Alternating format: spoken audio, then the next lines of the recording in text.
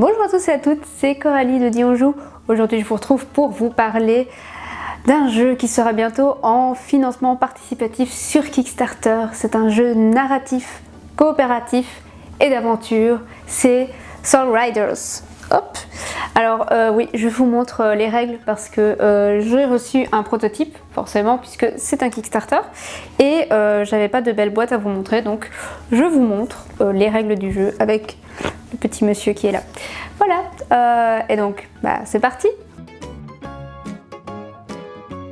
Soul Riders, c'est un jeu d'aventure narratif et coopératif dont l'auteur est Marc-André. Alors ce nom vous dit peut-être quelque chose et ce serait bien normal puisqu'il s'agit du papa de Splendor que l'on retrouve ici dans un univers et dans un style complètement différent. Soul Riders est un jeu qui se situe dans un univers d'heroic fantasy et dans lequel les joueurs vont incarner des guerriers mages unis par une quête commune.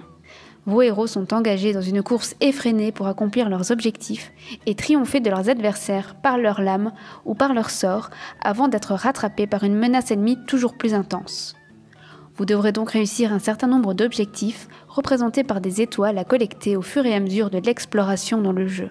Dans la partie tutoriel que j'ai testée, à 2 joueurs, on devait remplir un objectif principal et un objectif secondaire, c'est-à-dire trouver une étoile rouge et une étoile bleue. Donc par exemple, à un moment, on a battu un ennemi spécifique qui nous faisait tirer en guise de récompense une carte récit. Cette carte récit, elle contenait un court extrait narratif qui nous indiquait le haut fait que l'on venait d'accomplir en tuant cet ennemi et qui comportait également une petite étoile rouge. Chaque joueur choisit son héros et reçoit le deck de cartes qui lui est lié. Pendant notre tour de jeu, on a le choix entre se déplacer pour explorer d'autres lieux, combattre des ennemis, faire une action scénarisée ou encore lancer un sort. Pour réaliser ces actions, nous allons piocher un certain nombre de cartes de notre deck et combiner les chiffres inscrits sur les cartes pour augmenter la puissance de notre action. Par exemple, on pourrait combiner les 4 cartes pour réaliser une seule action difficile de valeur 10 ou faire 4 actions différentes de plus petite valeur. Quand plus aucun joueur n'a de cartes en main, on passe alors à la phase de réaction du jeu, au cours de laquelle les ennemis vont attaquer et les effets des lieux se déclencher. Cela aboutira très souvent à des pertes de vie pour le groupe, à l'augmentation du niveau de menace et l'apparition de nouveaux ennemis. Le jeu se divise en 3 chapitres qui ont chacun une durée entre 1h30 et 4h. C'est déjà une belle fourchette de durée, vous me direz. Et qui doivent se jouer dans l'ordre parce qu'il y a une chronologie dans les histoires.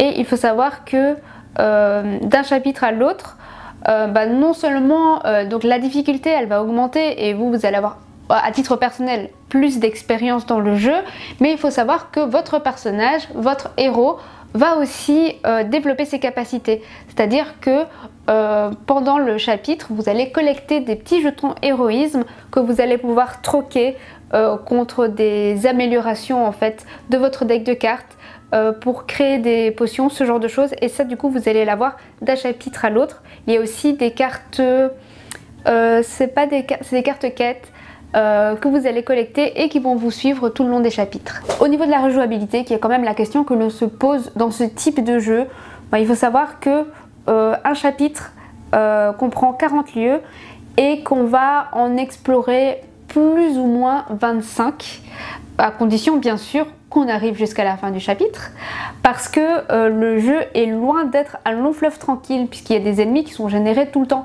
et ça contribue aussi à rendre le jeu très dynamique.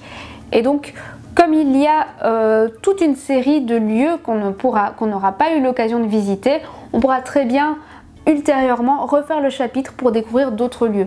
Donc ça permet du coup de pouvoir y rejouer assez facilement. Au niveau du matériel de jeu, j'ai reçu un proto, donc ça ne correspond pas à la qualité finale du jeu, mais j'ai quand même été agréablement surprise par la qualité du matériel, donc on peut s'attendre à ce que la qualité finale suive et soit aussi de très bonne facture. Et j'ai aussi été agréablement surprise par la grandeur des cartes lieux.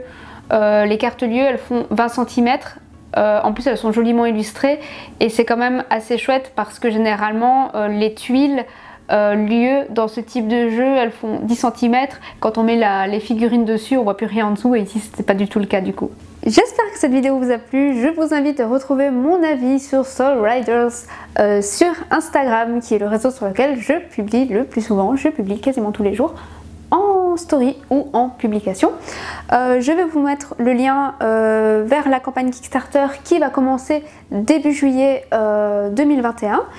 Si vous avez des questions, surtout n'hésitez pas, je me rendrai dispo pour répondre à toutes vos questions. Et je vous dis à tout bientôt pour une prochaine vidéo. Salut!